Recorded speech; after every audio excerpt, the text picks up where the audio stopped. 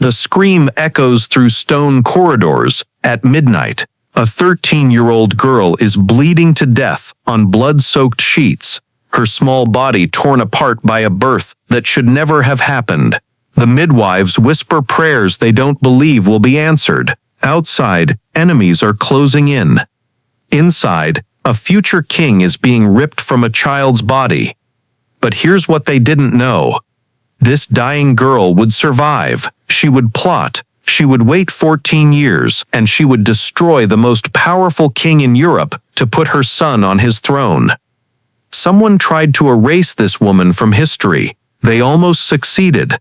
What you're about to hear is the true story of Margaret Beaufort, a name you've probably never learned in school but should have, because while everyone knows about Henry VIII and his 6 wives, almost no one knows about the woman who made the Tudor dynasty possible, the woman who survived child marriage, political assassination attempts, and 14 years of separation from her only child. Before we uncover why powerful people wanted this story buried, I need you to do something. Comment below with what time it is in your location right now. Trust me, there's a reason. I want to see how far this story travels across time zones, because what happened in medieval Wales 500 years ago connects to something happening in your world today. How does a powerless 13-year-old girl become the most dangerous woman in England? How does a victim become a kingmaker? The answer starts in a castle where the screaming never stops. It is England in the 1400s. This is a savage landscape where children are political pawns, and survival depends on bloodlines and alliances that shift like quicksand. Margaret Beaufort was born around May 1443 into this chaos. Her father, John Beaufort, 1st Duke of Somerset, carried the royal blood of John of Gaunt, son of Edward III. But royal blood, as Margaret would learn, was both a blessing and a curse that could make you either incredibly valuable or incredibly dead. When Margaret was barely a year old, her father died under mysterious circumstances. Official records say fever, but whispers spoke of suicide or poison. John Beaufort had commanded English forces during the final disastrous phases of the 100 Years' War, watching helplessly as territories won by Henry V slipped away piece by piece. The military failures ate at him like cancer. Whether he chose death over dishonor, or someone chose it for him, Margaret grew up fatherless in a world where showing weakness meant extinction. Her mother, Margaret Beaufort, understood the brutal mathematics of medieval politics. By age 6, little Margaret was betrothed to John de la Pole, son of the Duke of Suffolk. But when Suffolk was murdered in 1450, dragged from his ship and beheaded with a rusty sword that required 6 clumsy blows, that betrothal became worthless paper. The Beaufort women adapted quickly. Margaret's next betrothal came to Edmund Tudor, Earl of Richmond, half-brother to King Henry VI. The Tudors were Welsh upstarts with questionable legitimacy, but they had the king's favor. That counted for everything. In 1455, when Margaret was approximately 12 years old, she married Edmund Tudor in a ceremony that would bind her to a destiny beyond imagination. Edmund was a man in his 20s, seasoned by war and politics. Margaret was still growing out of her childhood clothes. The marriage was consummated immediately. There was no concept of waiting for physical maturity in an age where noble girls were treated as breeding stock for dynastic ambitions. The wedding night was a trauma Margaret never spoke of in later life, but its impact would be written in her body's permanent damage and her lifelong religious obsession. Within months of her wedding, Margaret's body began changing in ways that terrified her young mind. She was pregnant at 12, turning 13, attempting something that killed countless women older and stronger than herself. But Edmund Tudor would never see his child born. In autumn 1456, while campaigning in Wales against Yorkist forces, he was captured and died mysteriously in prison. Whether plague, as his captors claimed, or murder, as contemporaries suspected, remains unknown. What we know is that 13-year-old Margaret was suddenly a widow, pregnant, and utterly alone in a world about to explode into civil war. Jasper Tudor, Edmund's brother, took responsibility for his pregnant sister-in-law and brought her to his stronghold at Pembroke Castle in Wales. This fortress, perched on cliffs above the Atlantic, would witness one of the most harrowing births in English history. The winter of 1456-1457 was particularly brutal. Ice formed inside the castle windows, and the sea wind howled through every crack in the ancient stones. Margaret, her belly swollen with child, could barely walk the length of her chamber without exhausting herself. Dr. Louis Carlon, the castle physician who had studied at Oxford and Paris, examined her with growing alarm. Her hips were too narrow, he confided to Jasper Tudor. The child was positioned badly. Birth would be dangerous, perhaps fatal. Think about this for a moment. We're talking about a girl who should have been playing with dolls, not preparing to deliver the future King of England. Medieval medicine had no understanding of what we now know about adolescent pregnancy, that a girl's pelvis doesn't fully develop until her late teens, that pregnancy complications increase dramatically for mothers under 15. On that January night in 1457, Margaret's labor began with pains that doubled her over. For 18 agonizing hours, she labored in agony that defied description. The midwives worked frantically, using every technique in their considerable arsenal: massage, positioning changes, herbal remedies, and constant encouragement whispered in Margaret's ear. Dame Gwen Furch Duffied, the head midwife with 30 years of experience, had delivered babies to queens and peasants alike, but as she examined Margaret, her weathered face grew grave. She had seen this before, a child trying to give birth to a child, nature pushed beyond its limits by human ambition and political necessity. As dawn approached, Margaret's strength began to fail. The baby was alive but in distress, its heartbeat irregular and weak. Margaret was bleeding internally, her pulse thready, her skin pale as parchment. The decision was made to attempt manual extraction, a dangerous procedure that might save the child at the cost of the mother's life. When the baby finally emerged, torn from Margaret's body in a process that nearly killed her, the midwives held their breath. The infant was pale, barely breathing, covered in blood and birthing fluid. Then came the sound that changed everything, a thin, angry wail that announced the arrival of Henry Tudor, future King of England.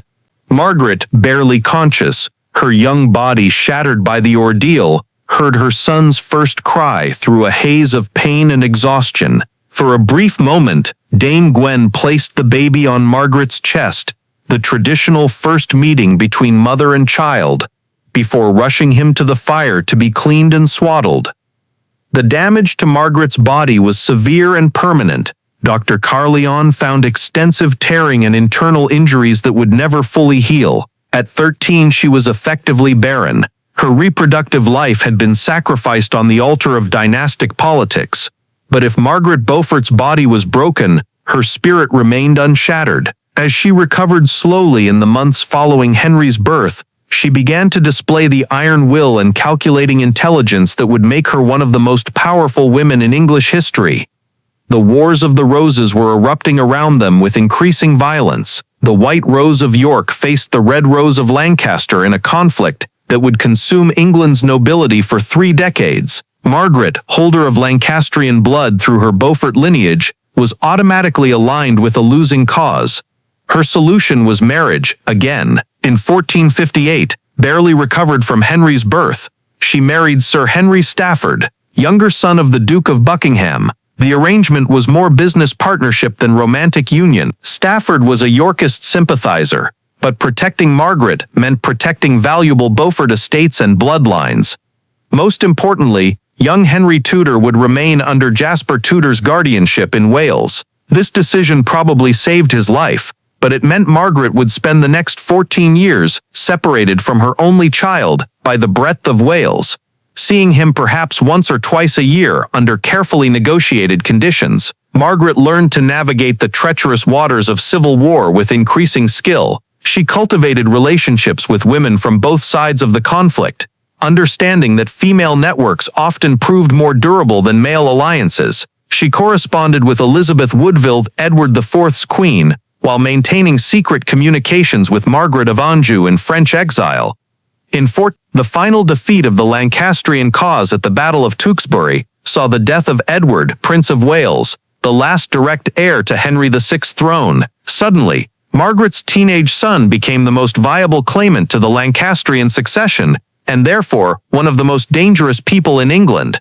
Jasper Tudor, recognizing the immediate threat to Henry's life, made a desperate decision. On a storm-lashed night in September 1471, 14-year-old Henry Tudor boarded a ship at Tenby, and sailed into 14 years of exile in Brittany. Margaret was not present for her son's departure. When the news finally reached her, the shock was overwhelming. She had spent 14 years separated from Henry by the breadth of Wales. Now they were separated by the English Channel and the hostility of nations, with no way of knowing if she would ever see him again. The grief of separation transformed Margaret into something harder than steel. If she could not be a mother in the traditional sense, she would be something else entirely: a strategist, a survivor, a woman who would spend the rest of her life working to put her exiled son on the throne of England. Henry Stafford died in 1471, and Margaret faced a crucial decision about her third marriage. She could have chosen safety, but instead she chose power. Her third husband was Thomas Stanley, Lord Stanley, one of the most politically adept nobles in England. Stanley specialized in backing the winning side at the last possible moment, switching loyalties with perfect timing. His family controlled significant military forces in northwest England, and his political connections reached every level of society. For Margaret, alliance with Stanley meant access to intelligence networks, political influence, and military resources that might someday prove crucial to her son's cause. Margaret developed an extraordinary intelligence network that would have impressed professional spy masters. She had informants in royal palaces, merchant guilds, monastic houses, and noble households throughout England and the continent.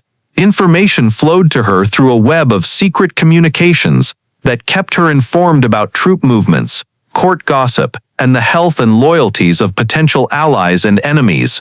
Letters between mother and son became infrequent and carefully coded. They used false names, invisible inks, and elaborate codes to communicate. Messages were hidden in seemingly innocent correspondence about trade or family matters. The system was cumbersome and unreliable, but it maintained the vital connection between Margaret's intelligence network in England and Henry's court in exile. When Edward IV died unexpectedly in April 1483, leaving his 12-year-old son Edward IV to inherit the throne, crisis erupted. But the boy king would never be crowned. His uncle Richard, Duke of Gloucester, seized power in a coup that shocked even the violence-hardened nobility of England.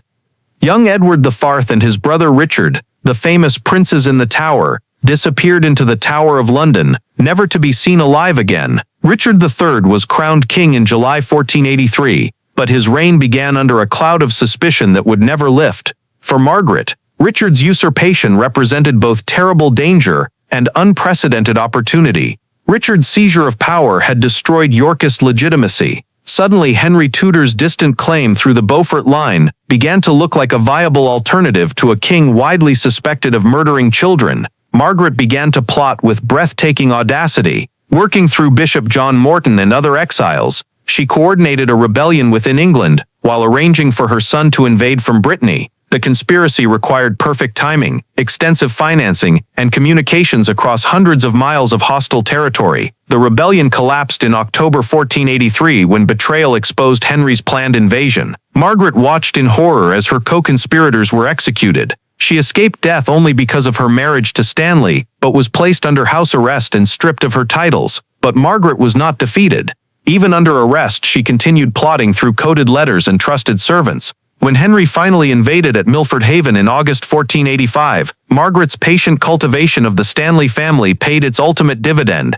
At Bosworth Field on August 2020, Richard III died fighting in the mud of Leicestershire. The Stanley forces positioned to support Richard instead turned on him in a betrayal Margaret had orchestrated through years of careful manipulation. Her son was King of England. After 28 years of separation, 14 years of exile, and decades of patient planning, Henry VII had triumphed. Margaret became the most powerful woman in England, but she never again enjoyed the simple relationship of mother and child that had been stolen from her by political necessity. Margaret lived to see her son establish the Tudor dynasty, marry Elizabeth of York to unite the warring houses, and father the prince who would become Henry VIII. She died in 1509. Just days after witnessing Henry VII's death and her grandson's coronation, having completed an arc of ambition that began in the blood-soaked birthing chamber at Pembroke Castle. The cost of Margaret's success cannot be calculated in simple terms. She sacrificed her body to give England a king, her motherhood to political necessity, her personal happiness to dynastic ambition. The 13-year-old girl screaming in labor at Pembroke Castle could never have imagined the woman she would become, the king's mother, the founder of a dynasty, the woman who ended the Wars of the Roses through maternal love transmuted into political gold. In Westminster Abbey, where Margaret Beaufort lies in her tomb of black marble, visitors can read the Latin inscription that summarizes a life of extraordinary achievement built upon extraordinary sacrifice, but they cannot hear the echoes of that long-ago scream, the sound of a child in agony, bringing forth the future of England. That sound, and the story it began, reminds us that history is made not just by kings and battles, but by individuals who endure unimaginable suffering and transform it into unstoppable determination. Margaret Beaufort's story proves that sometimes the most powerful force in history is a mother's love, even when that love is expressed through decades of patient, ruthless political maneuvering. If you enjoyed this deep dive into medieval history, smash that like button and subscribe for more forgotten stories of the people who shaped our world. And don't forget to comment with your local time. I love seeing our global community come together to explore these incredible historical narratives. Until next time, keep questioning everything you think you know about the past.